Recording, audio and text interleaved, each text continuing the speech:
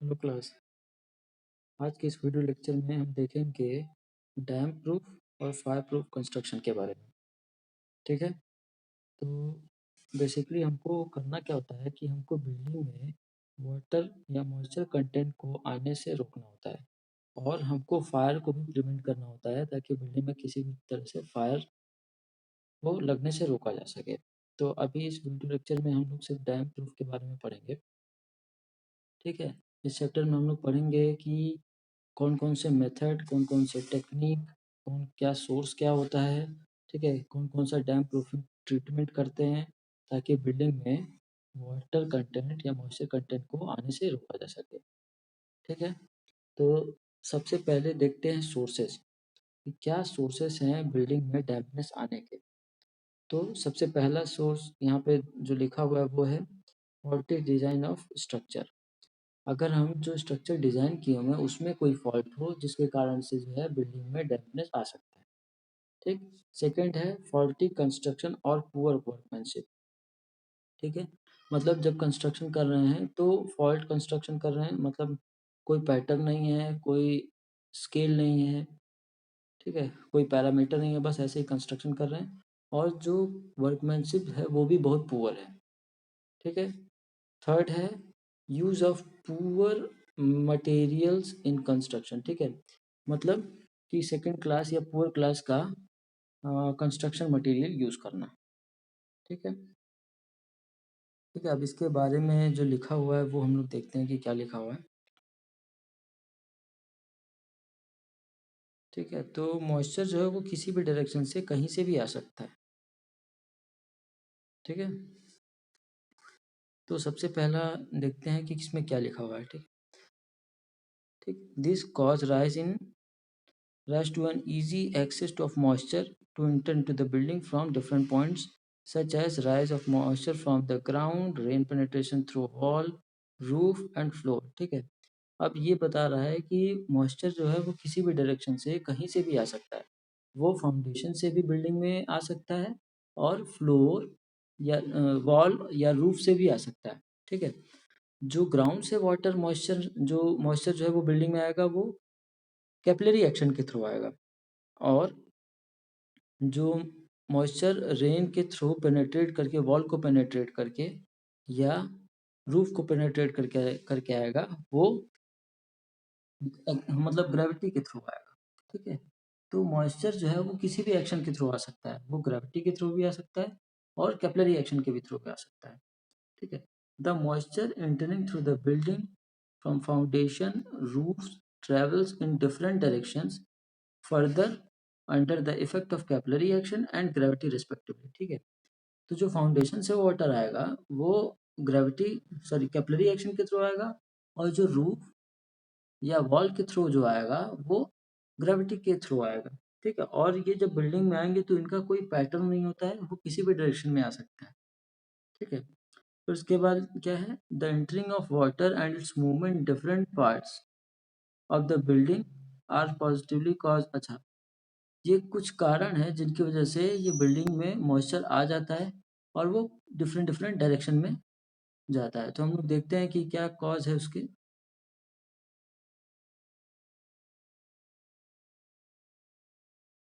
ठीक है, effect of dampness, कौन कौन से इफेक्ट हैं हम लोग उसके बारे में देखते हैं। ठीक है, तो सबसे पहला इफेक्ट क्या है, वेरिएक्स, हाँ सबसे पहला इफेक्ट जो क्या है, अच्छा डैम्पनेस की वजह से काज क्या मतलब क्या इफेक्ट आता है बिल्डिंग में, पहले वो देखते हैं। The various effect caused due to dampness in the building is mainly due to the poor functional performance, ठीक है। अगर बिल्डिंग में डैम्पनेस आ जाता है तो पुअर फंक्शनल परफॉर्मेंस हो जाता है, बिल्डिंग का परफॉर्मेंस कम हो जाता है, अगली अपीयरेंस उसका अपीयरेंस खराब हो जाता है, structural weakness of the building, moisture content building में आने से उसका स्ट्रक्चर जो है वो भी वीक हो जाता है, ठीक है। अब क्या क्या होता है और बिल्डिंग में, the dam building creates unhygienic living, ठीक है, and working condition for the occupant, ठीक है। ठीक है, अगर बिल्डिंग में डैम्पनेस आ गया तो अनहाइजीनिक हो जाता है एनवायरनमेंट वहाँ का और पुअर वर्किंग कंडीशन डेवलप करता है ऑक्यूपेंट के लिए। ठीक है, सेकंड पॉइंट क्या है, presence of dampness, present of damp conditions cause efflorescence. ठीक है, एफ्लोरेसेंस कॉज होता है जो सरफेस पे आ जाता है, ठीक है, on the building surface which ultimately result in the disintegration of the brick, ठीक है, stone and tiles and reduce the hence reduce reduction of strength. ठीक है, अब जब मॉइस्चर जो है वो बिल्डिंग में आने लगे तो बिल्डिंग के वॉल पे जो है वो एफ्लोरेसेंस आने लगता है। एफ्लोरेसेंस जो है वो वाइट और ग्रे पैचेज हैं जो सरफेस पे आने लगते हैं, जिससे उसकी अपीयरेंस को भी खरा बैड अपीयरेंस आता है, अगली अपीयरेंस आता है, अपीयरेंस खराब होता है और बिल्डिंग के वॉल कंस्ट्रक्शन को भी डिसइंटीग्रेट करता है। अब वो ब्रिक का वॉल हो, स्टोन का वॉल हो या टाइल का वॉल हो, वो उसको डिसइंटीग्रेट करता है, जिसकी वजह से बिल्डिंग का स्ट्रेंथ भी जो है वो रिड्यूस हो जाता है।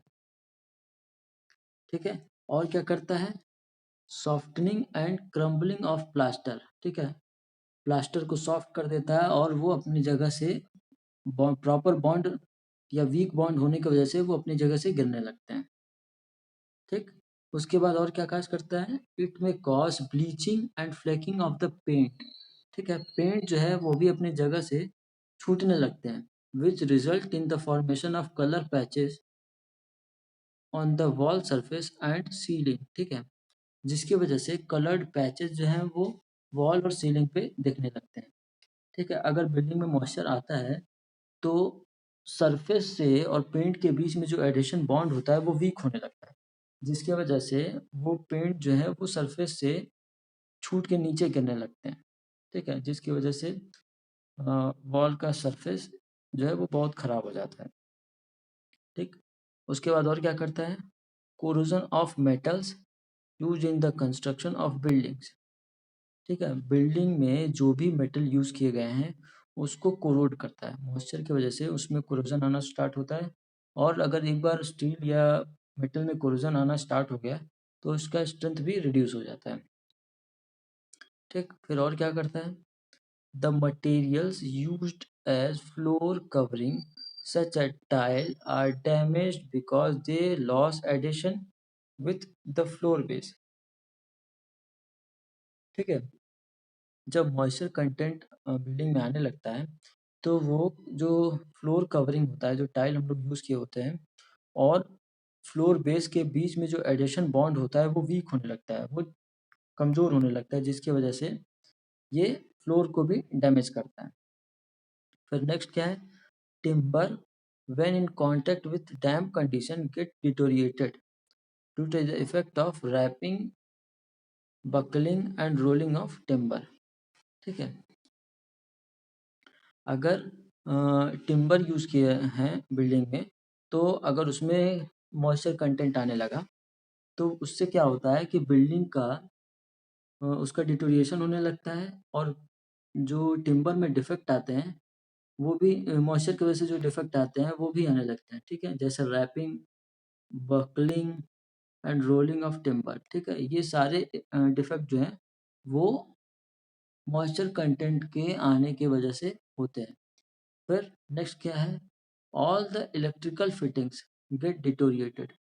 ठीक है, मॉइस्चर कंटेंट अगर आएगा तो इलेक्ट्रिकल फिटिंग जो है वो भी डिटोरिएट होंगे, जिससे शॉर्ट सर्किट होने का चांस भी रहता है, causing leakage of electrical current with the potential danger of A short circuit. ठीक है, ठीक है, करंट के लीकेज होने का चांस रहता है और शॉर्ट सर्किट होने का चांस रहता है। फिर dampness promote the growth of termites and hence create unhygienic condition in the building. ठीक है, अब जब बिल्डिंग में मॉइस्चर कंटेंट बढ़ने लगता है तो वो टर्माइट्स को एक फेवरेबल कंडीशन देता है, जिसकी वजह से उसका उनका ग्रोथ जो है वो काफ़ी तेज़ हो जाता है। ठीक, जब ग्रोथ तेज़ हो जाता है तो वो क्या करते हैं कि एक बिल्डिंग में एक अनहाइजेनिक कंडीशन बन जाता है जो ऑक्यूपेंट के लिए हाइजेनिक नहीं होता है। ठीक है, वो एक अनहाइजेनिक एनवायरनमेंट क्रिएट होता है जो ऑक्यूपेंट के लिए बहुत हार्मफुल होता है।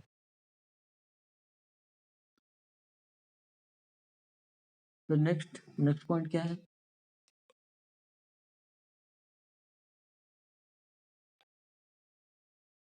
ठीक, नेक्स्ट पॉइंट क्या है, dampness when accomplished with the warm and dark breed of germs of tuberculosis. अच्छा ठीक है, ये डैम्पनेस की वजह से अगर डैम्पनेस हो रहा है और जो एटमॉस्फेयर है या जो क्लाइमेट है लोगों का वो वार्म हो जाए और डार्क हो जाए, तो इससे क्या होता है कि जर्म्स का ग्रोथ जो है वो काफ़ी तेज़ हो जाता है। कौन से जर्म्स? ठीक है, जिससे कई सारी बीमारी होने लग चांस होता है, जैसे ट्यूबरकुलोसिस, नोरेल्जिया, ठीक है, और ठीक chronic rheumatism etcetera which some time result in fatal diseases. ठीक है, जिसकी वजह से बहुत सारे डिजीज होने के चांसेस होते हैं। ठीक, अब हम देखते हैं कि कौन कौन से टेक्निक, ये तो कॉजेज हो गए कि क्या कॉज मॉइस्चर कंटेंट बिल्डिंग में बढ़ने से क्या क्या हो सकता है, ठीक है, उसके क्या क्या इफेक्ट है, ये हम लोग देखें। अब हम लोग देखेंगे कि कौन कौन से टेक्निक है जिससे हम बिल्डिंग में डैम्पनेस को रोक सकते हैं। ठीक है, तो सबसे पहला क्या है, ठीक है, the site should be located at high ground and well drained soil to safeguard against the foundation dampness। ठीक है, जो साइट हम लोग कंस्ट्रक्शन के लिए यूज़ कर रहे हैं वो हाई ग्राउंड पे हो, जो ग्राउंड लेवल हो उसका वो हाई हो, और जो सॉइल का मॉइस्चर हो वो काफ़ी कम हो। ठीक है, वो सॉइल के मॉइस्चर को कम किया जाए, ड्रेन हटा दिया जाए। ठीक है, ताकि जो है वो फाउंडेशन के थ्रू जो मॉइस्चर जो है वो ना आ सके बिल्डिंग में। ठीक, फिर उसके बाद क्या है, all the exposed wall should be of sufficient thickness to safeguard the against the rain protection. ठीक है, जितने भी आउटर वॉल है, जो भी एक्सपोज्ड वॉल है ओपन एटमॉस्फेयर में, ठीक है, वो सफिशिएंट थिकनेस के हों ताकि जो मॉइस्चर जो हो वो वॉल को पेनिट्रेट करके अंदर ना आ सके। ठीक है, तो इसमें जो दिखा गया है कि मिनिमम वॉल की थिकनेस जो है वो 30 सेंटीमीटर होनी चाहिए। ठीक, थर्ड पॉइंट क्या है, bricks of superior quality free from defect should be use. ठीक है, जो ब्रिक हम लोग यूज करें कंस्ट्रक्शन के लिए वो अच्छी क्वालिटी का हो और उसमें कोई डिफेक्ट ना हो। ठीक है, good quality of cement mortar, अच्छी क्वालिटी का सीमेंट मोटार यूज करें 1:3 का, should be use to reduce produce definite pattern and perfect bond in the building. ठीक है, अच्छी क्वालिटी का मोटार यूज करें ताकि एक डेफिनेट पैटर्न बन सके और परफेक्ट बॉन्डिंग बन सके बिल्डिंग में। ठीक है, बिल्डिंग के मैशनरी में परफेक्ट बॉन्डिंग बन सके। ठीक, फिर नेक्स्ट पॉइंट क्या है, cornices and string courses should be provided to throw the rain water away from the walls. ठीक है, कॉर्निसेस और स्ट्रिंग जो है वो भी प्रोवाइड करते हैं ताकि रेन वाटर जो हो वो एक्सपोज्ड वायर से दूर हो। ठीक है, वो क्या होता है कि कॉर्निसेस और स्ट्रिंग जो है वो छज्जा टाइप का होता है जो रेन वाटर को बिल्डिंग के एक्सपोज्ड वायर पे आने से रोकता है। ठीक, तो इसके बाद सिक्स पॉइंट क्या है, all the expose surface like top of the wall, compound wall etcetera should be covered with water proofing cement plaster. ठीक है, तो जितने भी एक्सपोज्ड सरफेस हैं जैसे वॉल का टॉप, ठीक है, कंपाउंड वॉल, ये सब जो है वो वाटर प्रूफ सीमेंट से प्लास्टर किया जाए। ठीक, फिर उसके बाद लास्ट पॉइंट इसमें जो दिया गया है, cavity wall are more reliable than solid wall in preventing the dampness. ठीक है, तो कैविटी वॉल जो है वो डैम्पनेस के प्रोटेक्शन के लिए, प्रिवेंशन के लिए वो ज़्यादा इफेक्टिव होता है as comparable to solid wall. ठीक है, कैविटी वॉल में क्या होता है कि दो लीफ पैरेलल बनाते हैं हम जिनके बीच में गैप होता है। ठीक है, ये एक्सपोज्ड सरफेस है, ये इनर सरफेस है। ठीक है, तो ये गैप की वजह से मॉइस्चर जो है वो बिल्डिंग में नहीं आ पाता है। ठीक है, तो अभी हम लोग देखते हैं टेक्निक कौन कौन से हैं। ठीक है, तो सबसे पहला टेक्निक है जो यूज़ करते हैं डैम्पनेस को रिमूव करने के लिए या डैम्पनेस को प्रोटेक्ट करने के लिए, वो है डैम्प प्रूफ कोर्सेस। ठीक है, सेकंड है water proof and damp proof treatments. ठीक है। थर्ड क्या है, कैविटी वॉल और हॉलो वॉल्स। ठीक है, ये 3 मेथड, अभी 2 और मेथड है। ठीक है, ये कुछ मेथड हैं जो हम लोग यूज़ करते हैं। ये टेक्निक है जो हम यूज़ करते हैं डैम्पनेस को रिमूव करने के लिए या बिल्डिंग को डैम्पनेस से प्रोटेक्ट करने के लिए। ठीक है, तो आगे 2 मेथड और हैं, वो कौन-कौन से हैं? गनिटिंग और शॉर्ट कंक्रीट या शॉर्टक्रीट या प्रेशर ग्राउटिंग और सीमेंटेशन। ठीक है, तो ये कुछ मेथड के नाम हैं जो ये कुछ टेक्निक के नाम है जो बिल्डिंग में डैम्पनेस को प्रिवेंट करते हैं या हम लोग यूज़ करते हैं बिल्डिंग में मॉइस्चर कंटेंट को रोकने के लिए। तो सबसे पहला मेथड क्या दिया हुआ है? Use of damp proof course, DPC.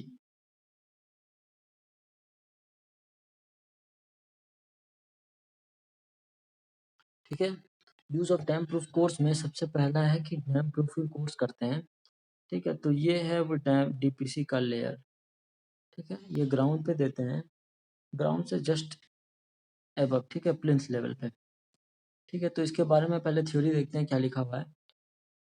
These are the layer or membranes of water repelling materials such as bituminous, felt, mastic, asphalt, plastic sheet, cement, concrete, mortar, metal sheet, stone, etc., which are interposed the building at all the location where the water entry is anticipated or suspected. ठीक है, तो हम क्या करते हैं कि water repellent material का use करते हैं। ठीक है, ठीक है, एज ए लेयर और मेम्ब्रेन की तरह यूज करते हैं water repelling material.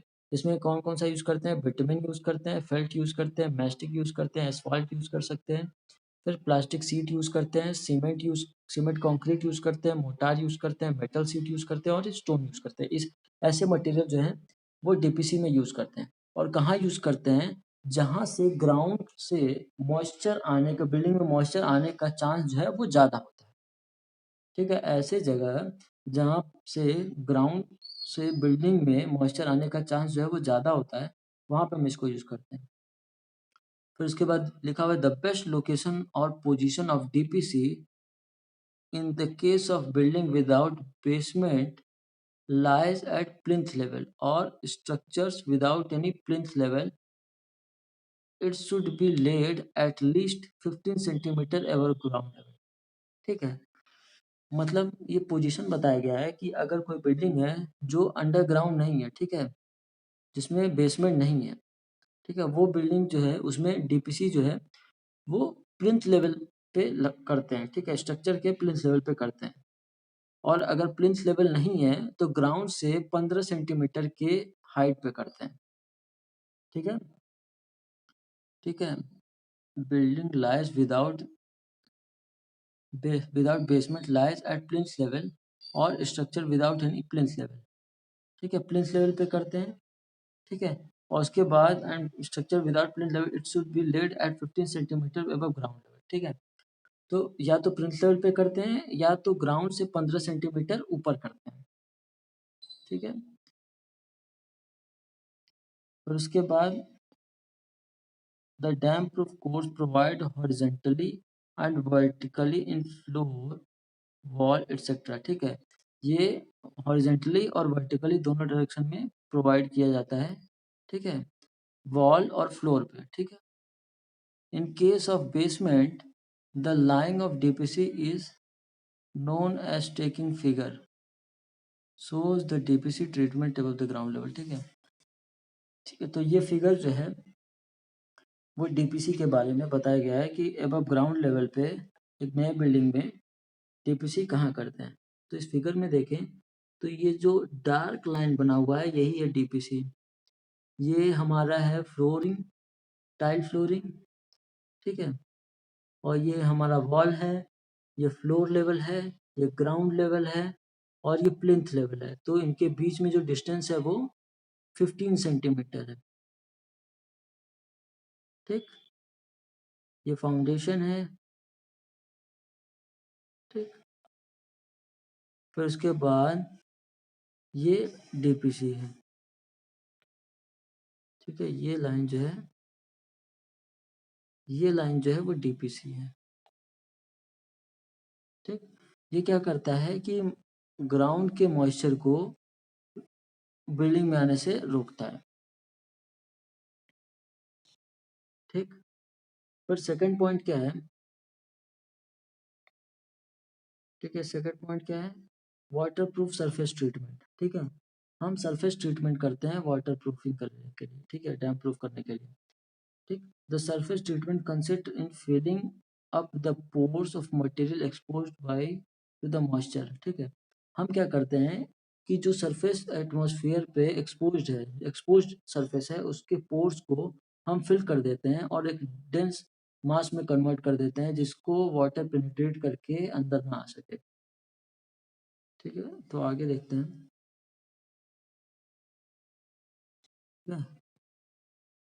Providing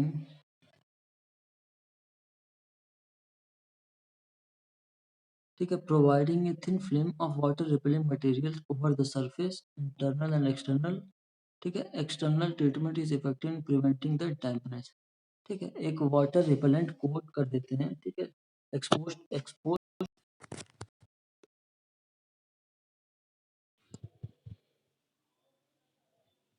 hello, expose surface पे। ठीक, और इंटरनल सरफेस पे, ताकि मॉइस्चर जो है वो बिल्डिंग में अंदर ना आ सके। ठीक है, फिर और भी ट्रीटमेंट करते हैं, जैसे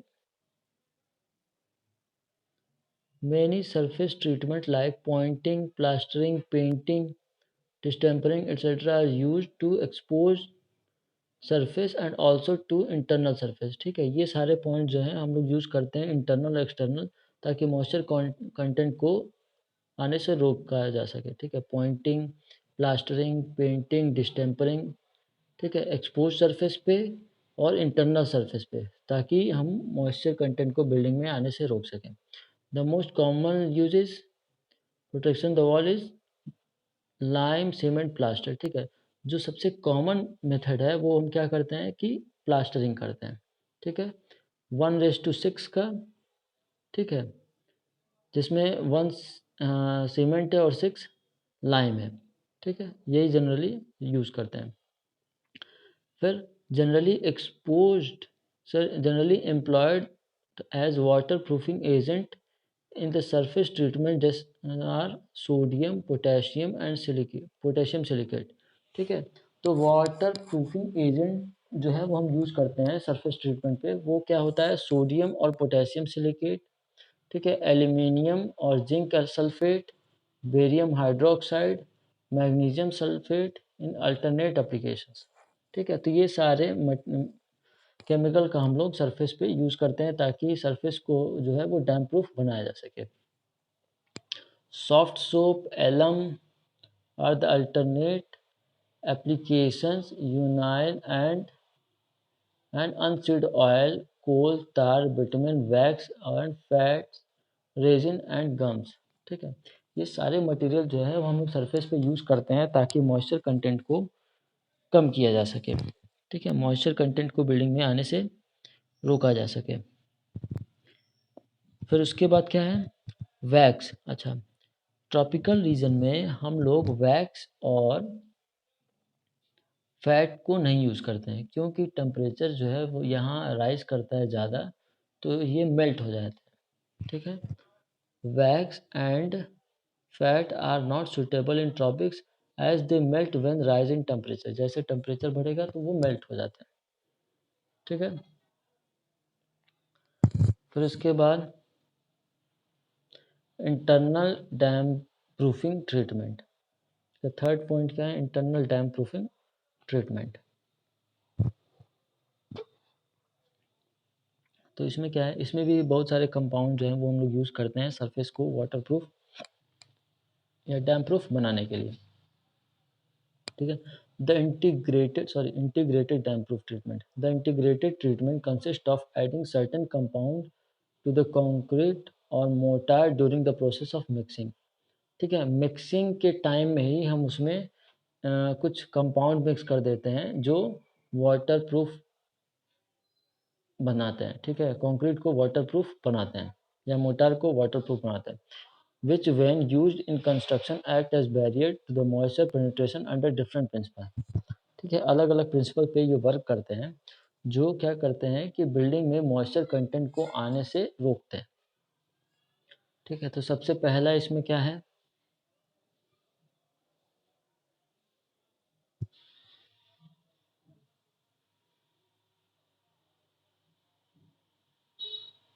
सबसे पहला पॉइंट इसमें क्या है, कंपाउंड लाइक चॉक, ठीक है, टैल्क, फॉलर्स, अर्थ एटसेट्रा है मैकेनिकल एक्शन प्रिंसिपल। ठीक है, ये सारे जो है वो मैकेनिकल प्रिंसिपल पे काम करते हैं। वो क्या करते हैं कि पोर्स को फिल कर देते हैं और एक डेंस और वाटरप्रूफ मोटार में कन्वर्ट कर लेते हैं। ठीक है, क्या करते हैं कि they fill the pores present in the concrete और mortar and make them dense and waterproof. ठीक है, मोटार और कंक्रीट को के पोर्स को फिल कर देते हैं और उसको एक डेंस मास में और वाटरप्रूफ कम मास में कन्वर्ट कर देते हैं। ठीक,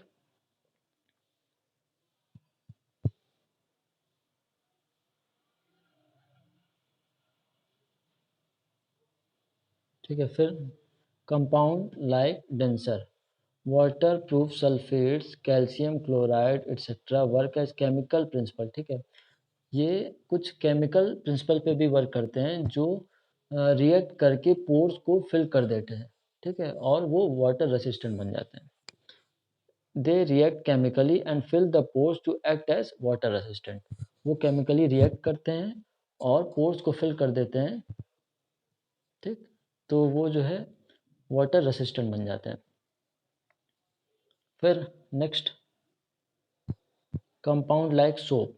ठीक है, कौन कौन से compound, petroleum, oil, fatty acid compound such as steroids of calcium, sodium, ammonium etcetera work as repulsion principle. ठीक है, ये जो है वो रिपल्सन प्रिंसिपल पे भी वर्क करते हैं। ठीक है, ये क्या करते हैं, वाटर को रिपेल करते हैं। ठीक है, अपने आप से वाटर को रिपेल करते हैं। तो ये they mix as admixture in the concrete to react with and become water repellent. ठीक है, तो हम क्या करते हैं कि इसको कंक्रीट में एज ए एडमिक्सचर ऐड करते हैं जो वाटर को रिपेल करते हैं। ठीक है, जो कंक्रीट से वाटर को रिपेल करते हैं। ठीक, फिर फोर्थ फोर्थ हम लोग देखते हैं कैविटी वॉल और हॉलो वॉल। ठीक है, तो कैविटी वॉल और हॉलो वॉल में क्या है कि एक cavity wall consist of two parallel leaves और skin of masonry separated by a continuous air spacing और कैविटी। हम क्या करते हैं कि दो लीफ वॉल का दो लीफ बनाते हैं जिनके बीच में एक परमानेंट गैप होता है और ये दोनों वॉल कहीं पे भी डायरेक्ट कांटेक्ट में नहीं आते हैं। ठीक है, the provision of continuous cavity in the wall are पर effectively prevent the transmission of percolation of dampness from outer wall और लीफ टू इनर वॉल और लीफ। ठीक है, जब ये इनके बीच में जब कैविटी या गैप रहता है तो वाटर को ये प्रिवेंट करते हैं ट्रांसमिशन से, जिसकी वजह से जो आउटर वॉल पे जो लीफ है, जो आउटर वॉल पे जो वाटर या मॉइस्चर कंटेंट है वो इनर वॉल या इनर लीफ पे नहीं आ पाता है। ठीक है, कैविटी वॉल के कुछ एडवांटेजेस हैं, कुछ एडवांटेजेस हैं जो कि ये हैं। ठीक है, तो सबसे पहला क्या है, as there is no contact between the outer and inner wall of cavity wall, possibility of moisture penetration is reduce to minimum. जब दोनों वॉल के बीच में डायरेक्ट कॉन्टैक्ट नहीं होता है तो वाटर ट्रांसमिट होके इनर वॉल तक आने का चांस जो है वो कम होता है। ठीक है, वाटर पेनिट्रेशन चांस जो है वो कम होता है। फिर a cavity wall prevent the transmission of heat through wall. ठीक है, तो ये जो है एक हीट इंसुलेशन के तरह भी वर्क करता है जो कि हीट को ट्रांसमिट होने से रोकता है। फिर एक cavity wall offer insulation against sound, ये साउंड प्रूफ भी बनाता है। ठीक है, बिल्डिंग में जो नॉइज़ या साउंड को आने से रोकता है। ठीक है, a cavity wall tend to reduce the nuisance of efflorescence. ठीक है, अब ये क्या करता है कि बिल्डिंग में एफ्लोरेसेंस के चांस को भी कम करता है।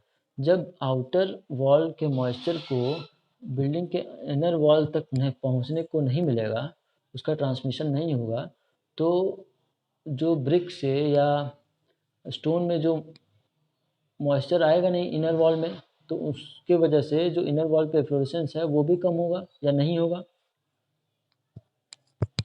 ठीक है, और लास्ट पॉइंट क्या है, the cavity wall also provide benefits such as economy, better comfort और hygienic condition in the building. ठीक है, अब जो कैविटी वॉल है वो इकोनॉमिकल भी होता है। जैसे अगर सेम थिकनेस के वॉल का सॉलिड वॉल का कंस्ट्रक्शन करें तो उसमें ब्रिक और मोटार ज़्यादा लगेगा as comparable to cavity wall, तो ये इकोनॉमिकल होता है। बेटर कंफर्ट प्रोवाइड करता है, ये साउंड इंसुलेशन और हीट इंसुलेशन की तरह भी काम करता है। ठीक है, और एक बेटर हाइजीनिक कंडीशन प्रोवाइड कराता है बिल्डिंग में। ठीक है, तो ये कुछ इसके बेनिफिट हैं, कुछ एडवांटेजेस हैं। हम लोग आगे देखते हैं कैविटी वॉल को। ठीक है, तो ये कैविटी वॉल का एक फिगर है जिसको हम लोग स्टडी करते हैं। ठीक, the cavity wall construction and DPC detail for flat roof. ठीक है, इस फिगर में दिखाया गया है। तो ये है फाउंडेशन, ये है ग्राउंड लेवल। ठीक है, ये पीसीसी जो किया गया है, rammed earth and void fill in the lean concrete. ठीक है, ये लीन कंक्रीट से फर्श को बनाया गया है। ठीक है, ये वुडन फ्लोरिंग की गई है सबसे सरफेस पे। ठीक है, ये डीपीसी पार्ट है, ये जो है वो डीपीसी पार्ट है, जो येलो कलर से मार्क किया गया है ये डीपीसी है। ठीक है, ग्राउंड से 15 सेंटीमीटर के डिस्टेंस पे है।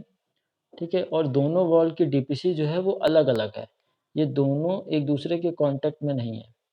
ठीक है, और ये जो हल्का सा गैप जा रहा है, ये जो बीच में हल्का सा गैप जा रहा है, ये कैविटी है। ठीक, ये वॉल विंडो है, विंडो फ्रेम। ठीक है, ये वॉल है, ये वॉल है, ये वॉल है। ठीक है, ये कोपिंग है, ये पैरापेट वॉल है, ये डीपीसी है एस्फाल्ट का। ठीक है, और ये कंक्रीट फ्लोरिंग है। ठीक है, तो यहाँ डीपीसी के लिए एक सीट भी प्रोवाइड किया गया है यहाँ पे लिंटल लेवल पे। ठीक है, और ये जो ट्विस्टेड हेयर दिया गया है ये है वॉल टाइज, जो इनर वॉल और आउटर वॉल को कांटेक्ट में लाता है। ठीक है, ये इन दोनों को बाइंड करता है, इसी के मदद से हम इनर वॉल और आउटर वॉल को कनेक्ट करते हैं। ठीक है, तो ये फिगर जो है cavity wall construction and DPC detail for flat roof है, एक फ्लैट रूफ के लिए डीपीसी और कैविटी वॉल का कंस्ट्रक्शन है। ठीक है, फिर आगे देखते हैं।